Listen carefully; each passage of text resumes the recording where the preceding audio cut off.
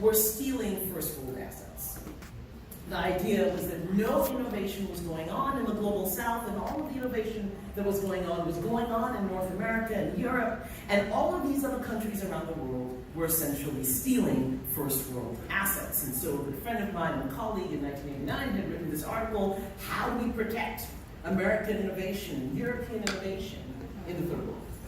And that, frankly, has a ring of truth to it. Much of the technology that we see in sub-Saharan Africa, that we see in the global south, is in fact coming from the global north.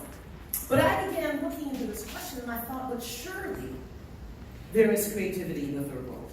And so as a young unmarried student, after 2 weeks of spending nights in the library, I hit upon a burst of research and I published this article. And frankly, I wasn't really meaning to publish it. This creativity died in the third world. And my question was, where are the African innovators? Where's innovation in Africa? What supports it? How do we measure it? And so I think that what I want to challenge you about today is that there's this paradox that notwithstanding the vast amount of innovation hubs and co-creativity and all of the things that we're seeing spring up in Africa, none of this gets captured ultimately in innovation indexes. And there's a good reason for that. Africa does create. Let me say it again, Africa creates a lot. There's an abundance of innovation taking place on the continent, and not even innovation that's captured by some of these recent models that foster collaborative innovation across Kenya and Nigeria and Ghana and South Africa, etc. African innovation is not formal, and like most of the things that we see in Africa, there is a bunch of informal creativity that takes place. It is chaotic, it is combustible, it is sometimes unmanageable. But again, it's not captured in the ways that you might expect a global innovation index to capture it. And I want to say a couple of things about this. Intellectual property rights, which is the way in which we measure innovation in the global north, often systematically undervalues Africa's innovation. I'm going to show you a couple of examples. Knowledge goods that come from the continent get treated not as innovation, but as innovation inputs, and ultimately make their way back to Africa at a price higher than what most Africans can frankly afford. All right, so I'm not in the law school, so I'm going to do very quickly, give you highlights about what are the kinds of intellectual property rights and what do they do. So a patent is essentially a quasi-monopoly. It gives you the exclusive right to make, use, sell, often sell, or import the invented item into the country. This is an example of a US patent. This is what you get, and many of you in MIT already have seen some of these. And of course, what happens is that you get a patent in the country in which you file a patent for. So you get an American patent or a US patent, or you get a patent from the State Intellectual Property Organization in China, or you get it from Brazil, or the German Patent Office, or the European Patent Office. But that patent gives you a monopoly.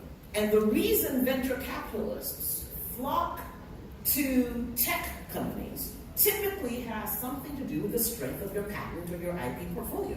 What have you created? What's this innovation? How are we going to capture the market? How are we going to facilitate returns to investment?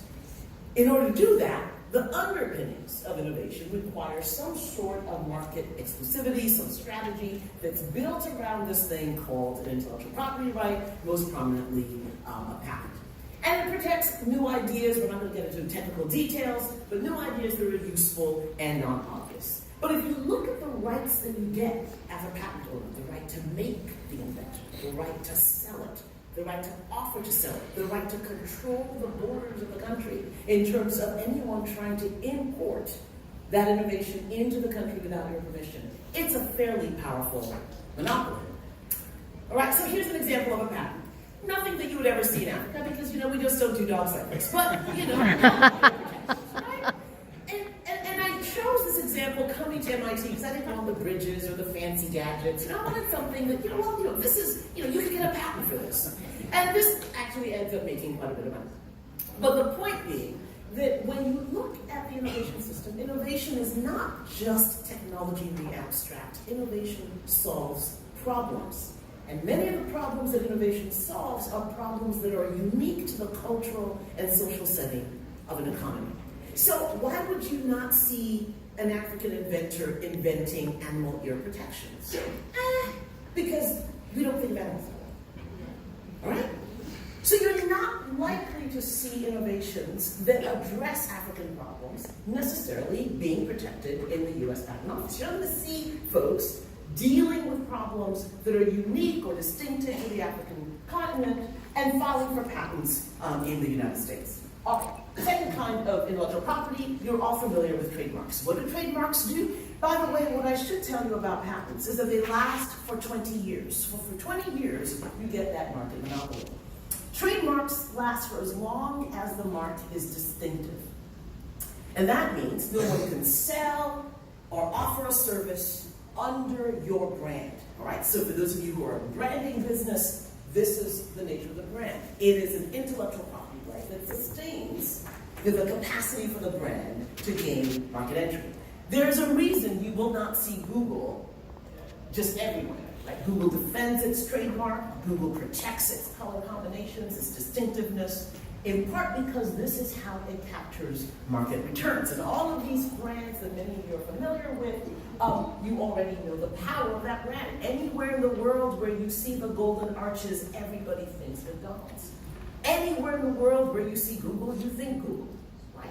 A trademark identifies the source of the product or the service with its origin. And then, of course, copyright. Copyright law protects expressions of ideas. Copyright protection lasts for the life of the author plus 70 years in most countries, 50 years for most of Africa. And here's some examples that are important.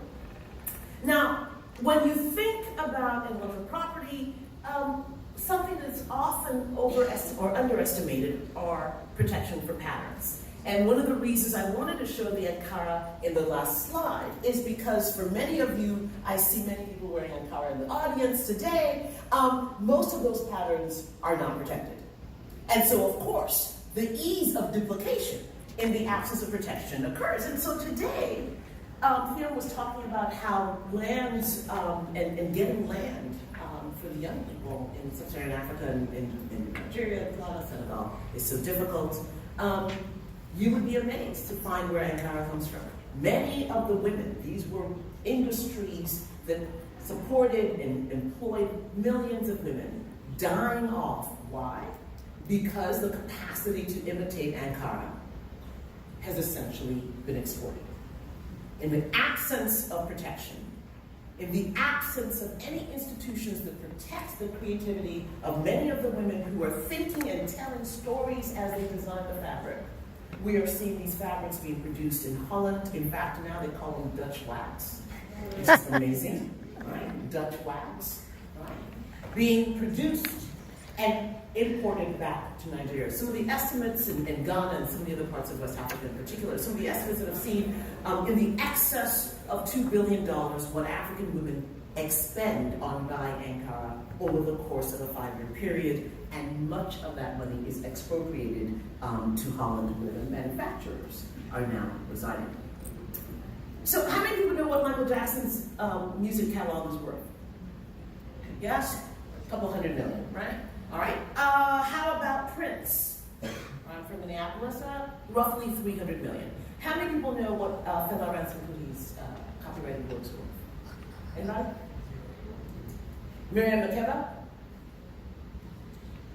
We don't know is the answer. Why? Because not a single copyright was filed. Not a single copyright was filed. So not only are we losing our fabric industry, much of our cultural industries are undervalued, underplaced, and underexploited in the marketplace. Think of the creativity you find every time you go to Senegal, every time you go to Lagos, every time you go to Accra, every time you go to Cote d'Ivoire. I'm always amazed. We were talking recently during a conference about shea butter And you know that shea butter that comes from Cote d'Ivoire and shea butter that comes from Ghana is very different. The medicinal properties are different. What you can use them to do is different. In fact, let me just tell you now that shea butter from Cote d'Ivoire is better for wrinkles than shea butter from Ghana. But shea butter from Ghana is better for scarring than shea butter from Cote d'Ivoire. All of the knowledge that our forefathers and generations still existing today have accumulated about products and the capacity to manufacture those products has been hampered by the inability to translate knowledge into commodities. Let me say that again, the inability to translate knowledge into commodities. Because it doesn't matter if shea butter in Cote d'Ivoire is the best thing since sliced bread. Guess what? Most of you in this room did not know that. And most of you in this room are going to do what? After I leave, maybe you'll go looking for shea butter from Cote d'Ivoire, but guess what? You're not going to find it. You would have to take a flight, go to Cote d'Ivoire, ask the locals where they can go to the local shea butter manufacturing in a village that you probably have to take a cab and then walk the rest of the way to get there. Why has Africa been unable to translate its knowledge into commodities? It is not because there is a lack of an inventive spirit. It is not because there's a lack of innovation. It's not a lack of resources. It's not a lack of intelligence. And it's interesting. And everybody was screaming about the Apple v. Samsung case. You know that this was a $1 billion award. Over what? Over the shape.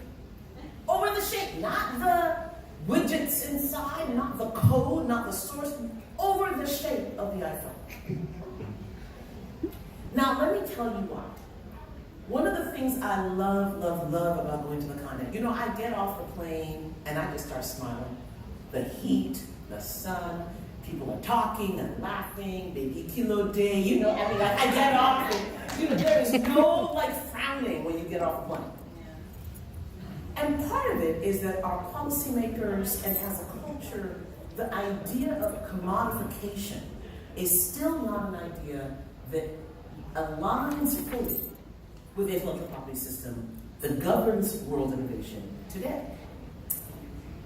Now, what's scary to me is not that, because I do believe that you can have commodification with the right regulatory frameworks, with the right kinds of entrepreneurship models, and that you can have innovation that is commodified and that can scale if you structure businesses appropriately. What's the problem?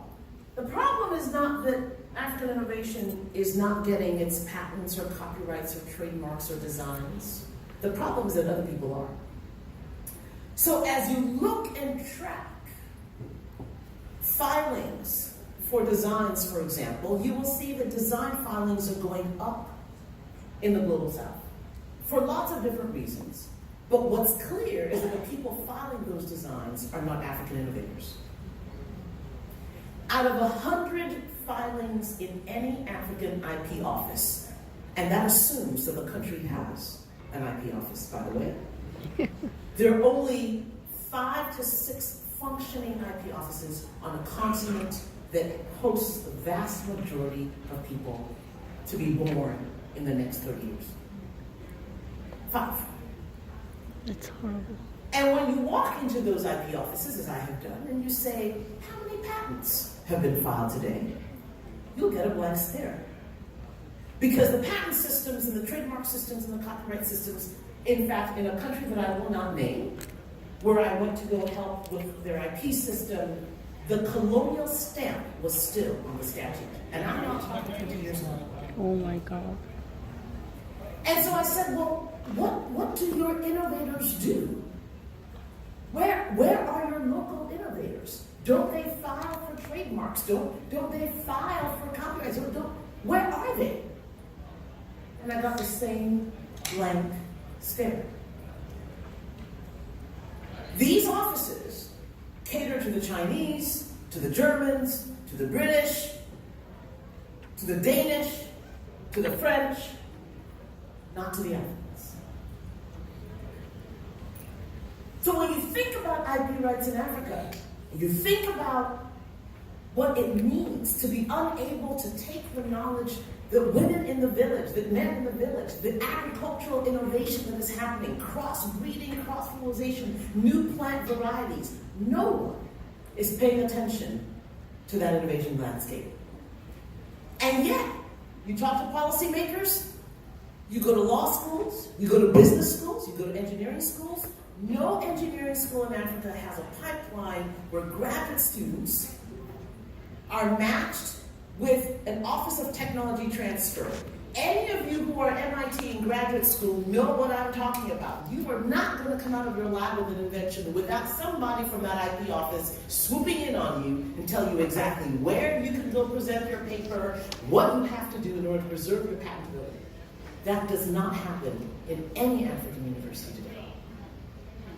And so people say, the Global Innovation Index has Africa at the very bottom. Well, of course it does.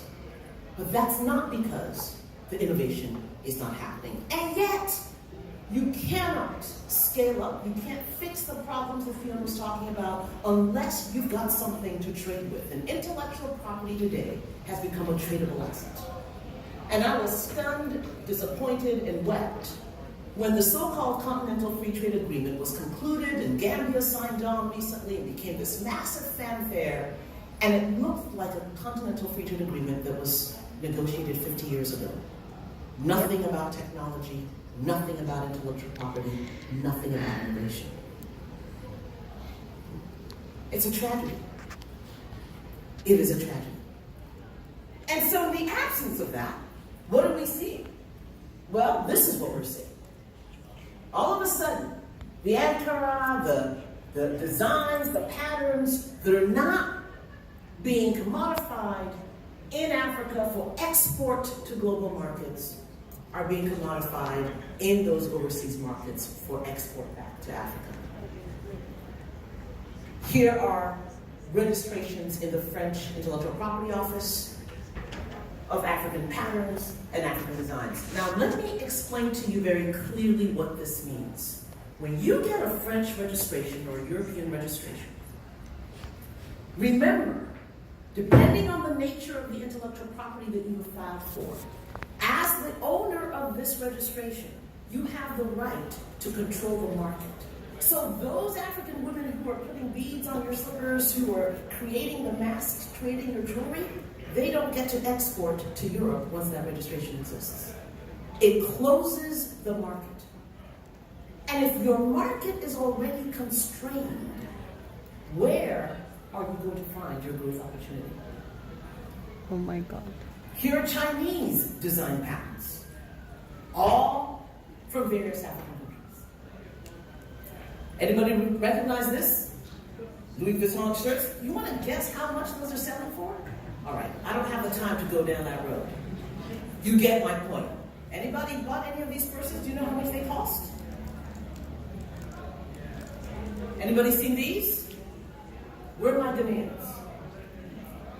Anybody seen that? The appropriation of African intellectual property, of African creativity, the misappropriation, the non-appropriation by African policymakers has created what I call the innovation gap. It's a false gap, but it has very significant consequences. When I first moved to Nigeria, I was afflicted with malaria for many years. And my grandmother, ooh, Lord have mercy, she would put a bunch of herbs and things, and it was enough to make you sicker than the malaria. But you know, you'd be cured just like that. And recently, just a few years ago, ethnobiologists were running around in French Guinea and were told of a plant that had therapeutic properties for malaria. That's patentable. They went back, of course, and got the patent in Europe. And in the midst of the hue and cry, they shared some royalties with the Guineans. But this happens too often, too regularly, and nobody seems to care. And so what I want to suggest is that if we are not doing the groundwork to make it possible for local entrepreneurs and innovators to begin to scale up to begin to utilize tools that make sense in global markets, to begin to encourage expansion of entrepreneurship beyond the continent, to begin to at least defend the borders of the innovation ecosystem. We're going to be having this conference in 20 years, and we'll still be telling the same story. Africa innovates, Africa creates, but Africa needs to get its framework in order.